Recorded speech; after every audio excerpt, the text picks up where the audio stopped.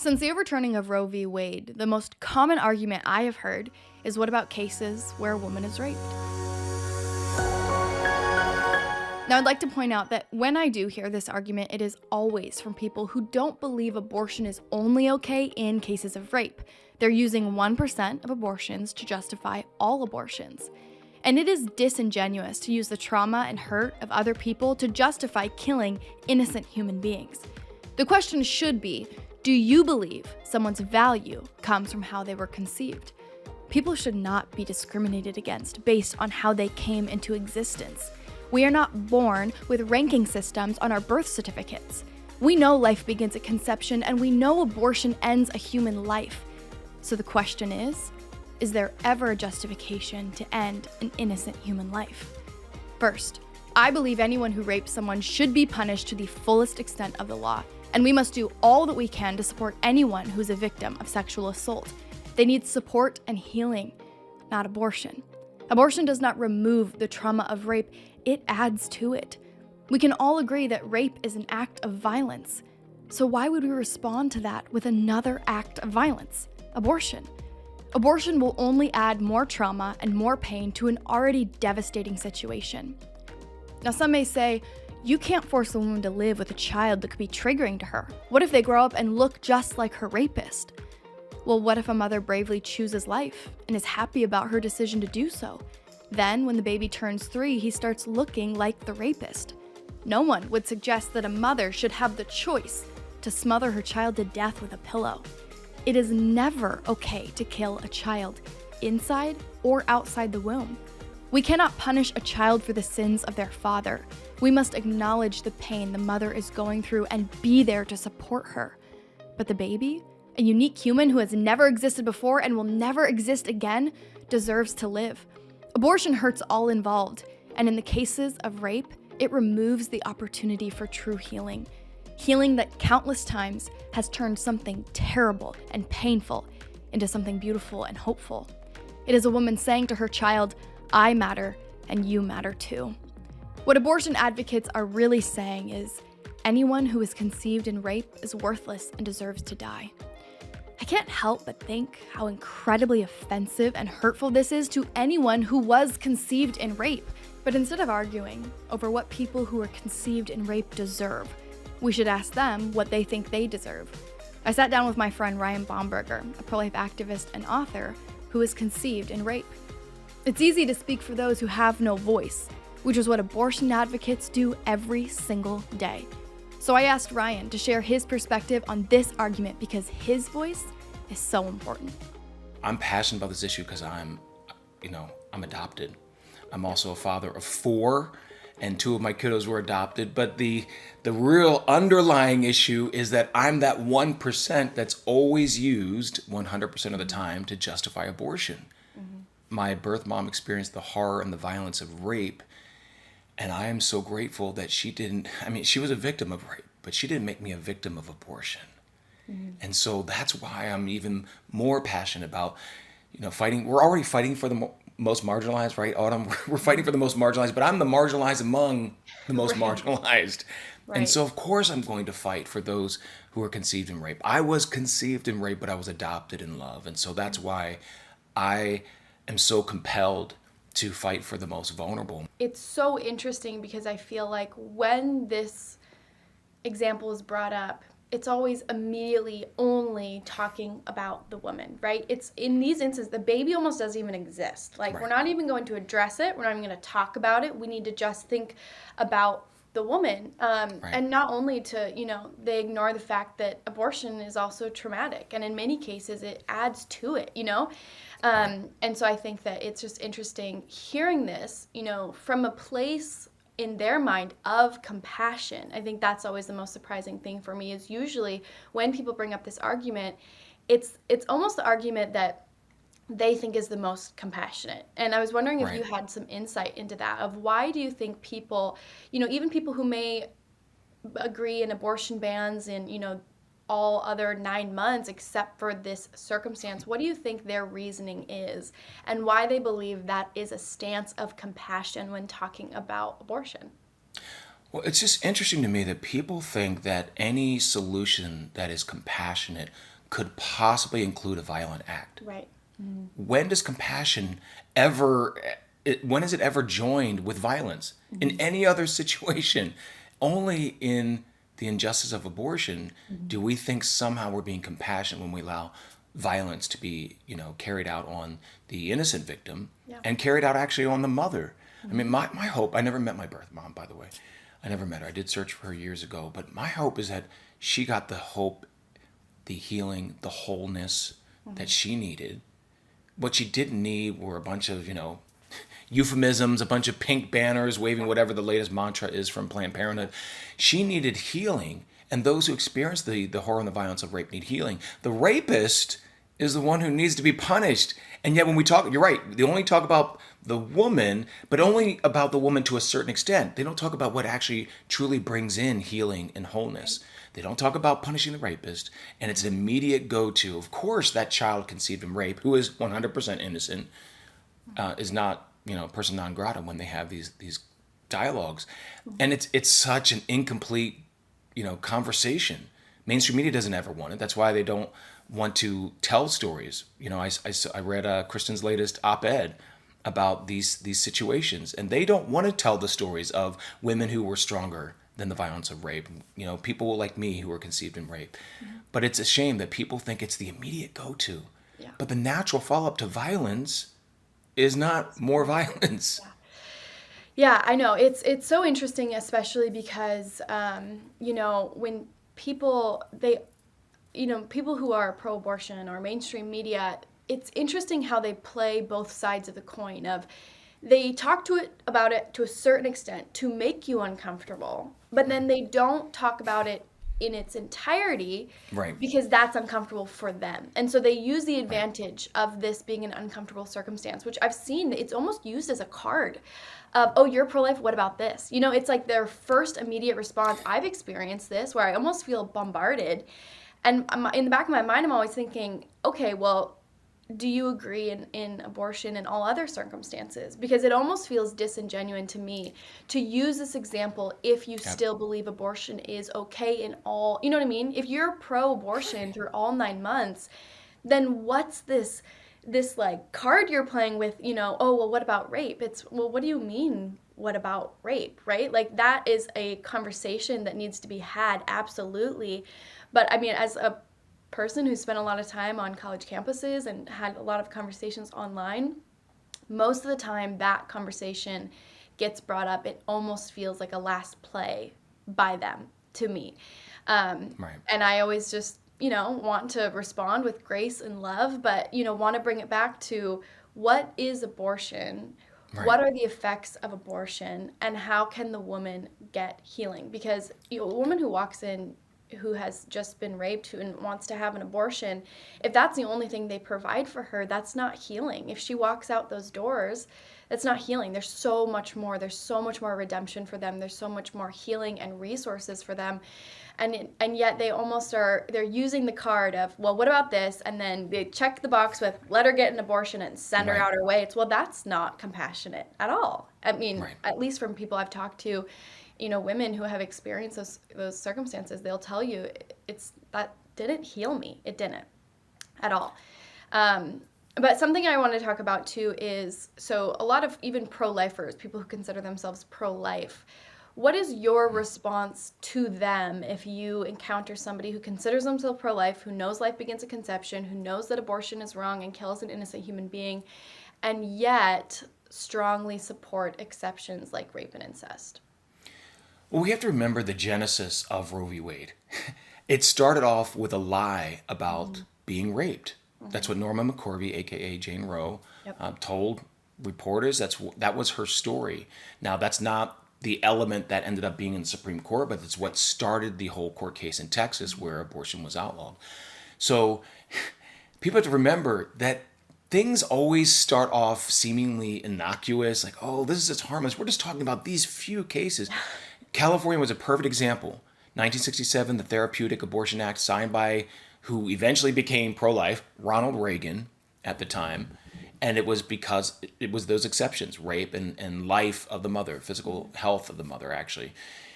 And then, of course, now you see California now, and you're talking about an abortion of over. Of course, they don't even keep accurate stats. So what we think is an estimated 100,000 plus abortions in California on an annual basis. So what starts off as the exceptions becomes the norm. And that's in all these states that actually initially allowed abortion because, and they would call it therapeutic abortion. I mean, Yeah. talk about Start an small. oxymoron right there. But that's how it started. In the military, they also had that same provision where it was therapeutic abortion in cases of rape or incest, which is why my biological mother could have chosen abortion. She had served in the army at that time when they had that provision. But this is what people who are pro-life have to think. It always starts off that way. It's always going to be the go-to. And then what happens when you have the exceptions? Well, they're going to use the exceptions. Yeah. You have these unethical abortionists, which are not top-tier physicians, by the way. What are they going to do? Check off the box. Oh, because of rape. Of course. Oh, because of the health of the mother. We're talking less than 1% of abortions. Right. And they're not insignificant because I would like to think that I'm not insignificant.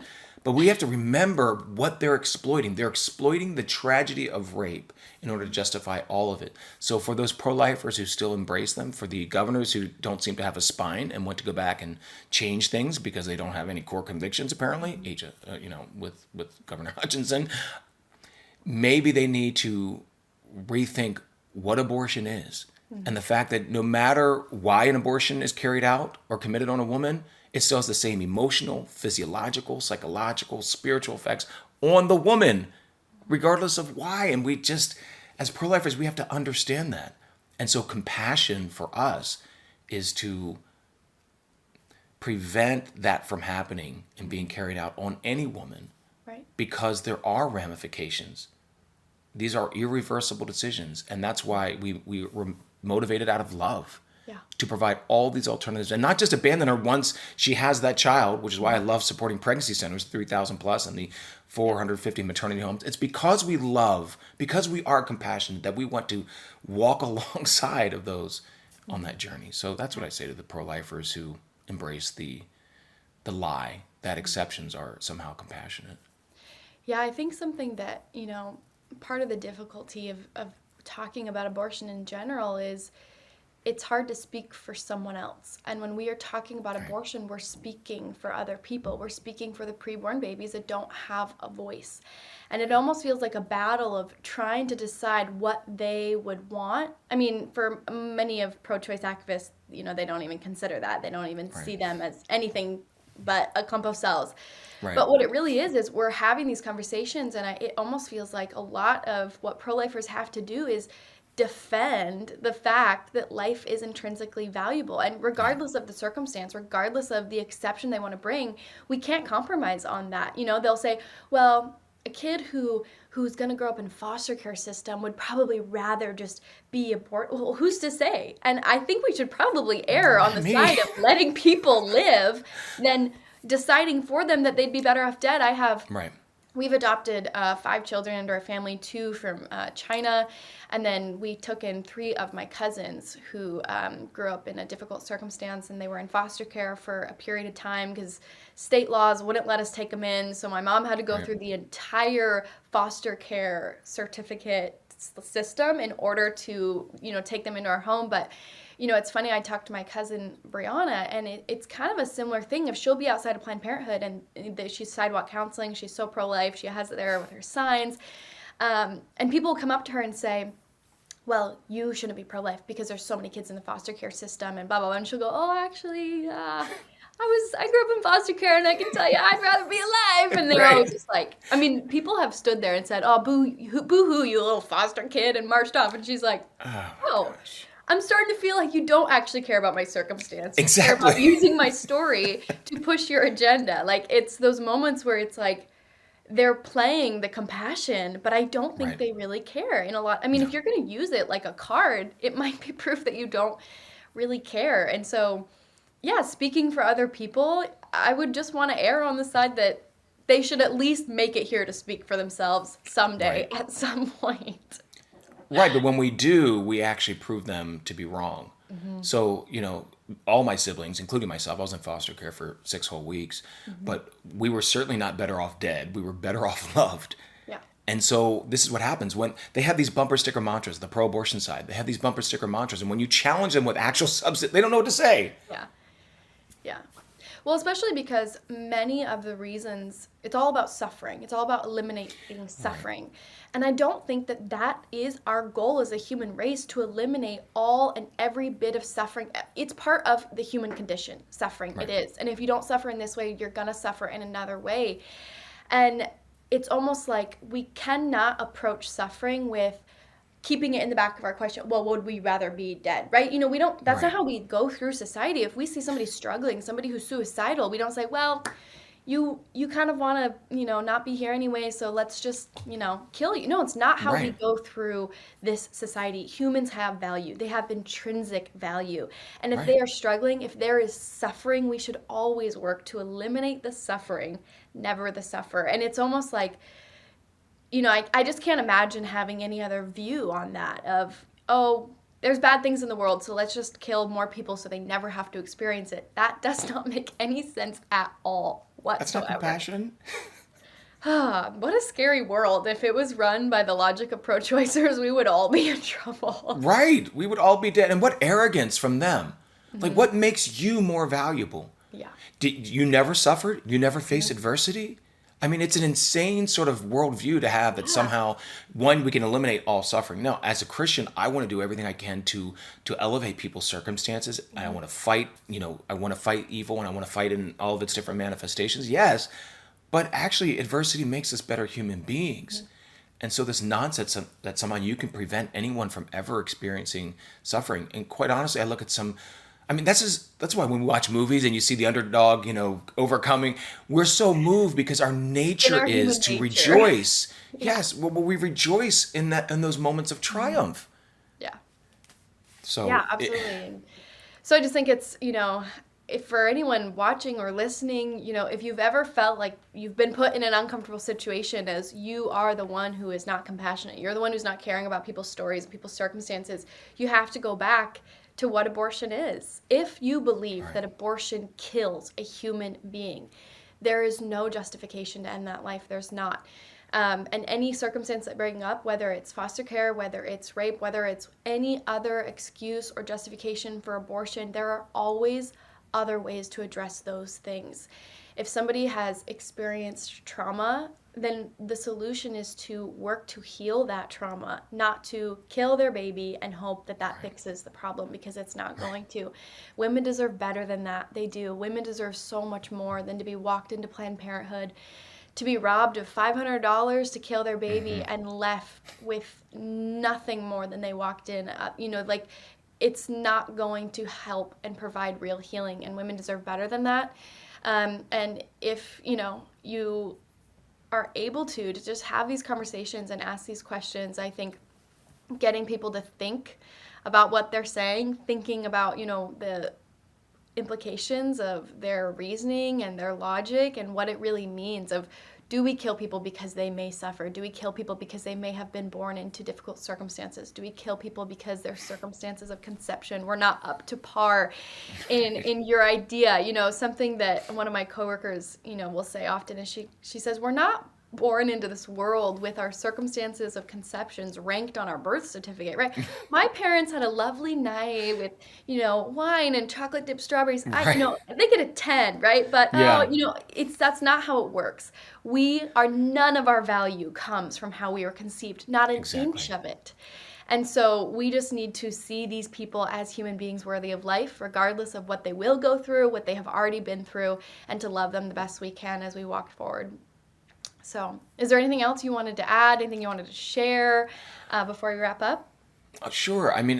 Just going back to the exceptions, we're talking about, we're not talking about ectopic pregnancies, first of all, because people also want to lump those in, because that's a radically different circumstance. If the actual physical health of the mother is endangered, of course we want to protect that mother. We want to protect both. We want to do everything we can to save both. But this is not what we're talking about. When we talk about the rape and incest exceptions, we have to understand that it's a much broader dialogue, because they are just the manipulated circumstances that the pro-abortion side will use, because in the end, as we've discussed, it's not real compassion toward what's actually happening. It's just their justification for pushing the violence of abortion. We're talking 860,000 plus every year. And that's, I'm sure that's underreported here in the United States. But we're talking about an industry that profits from fear, that profits from exploitation. And it's always wanting to blame the patriarchy, but it's not the patriarchy that's to blame. It's an industry that does not see women, one, as women, and two, as valuable enough to actually tell them the truth about abortion's decimation on their bodies, on their emotions, on so many levels, psychologically, all those things.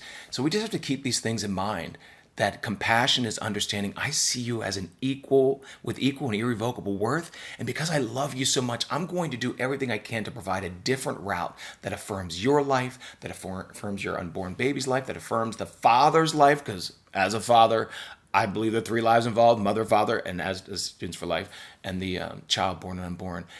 Compassion says, I'm going to pour myself into you to show you how much I care. And that's why I love so much of the pro-life movement. This is what we're doing. And when Roe gets overturned, we're going to have to turn that up even more. But yeah, the work this is what we gets do. even more for us. Yes, it does. Yeah. It does. Well, thank you so much And for it's worth it. sharing. Yeah, absolutely. I just think that, for everyone who's already involved in the pro-life movement, I'm just so proud of you, because it does take a lot. It's just exhausting and heartbreaking and sometimes emotionally exhausting, and yet it is so good. And when you see just the beauty and the growth, I've gotten DMs of people who tell me that they found my Instagram and now all of a sudden they're pro-life, and then they got plugged into Students for Life and now they're the leader of their group on their campus, or mothers that have reached out and sent me photos of their babies that are here now because they chose life, because there was a moment where they were brought back and thought twice. They had an abortion scheduled. There's just so much beauty and so much grace and love happening in the pro-life movement. It's such an honor to get to be a part of it and to witness so much of it. And I just, I'm so excited to see what's to come. I don't think that the pro-life movement will ever stop, even if abortion is illegal and gone in every state, in every circumstance.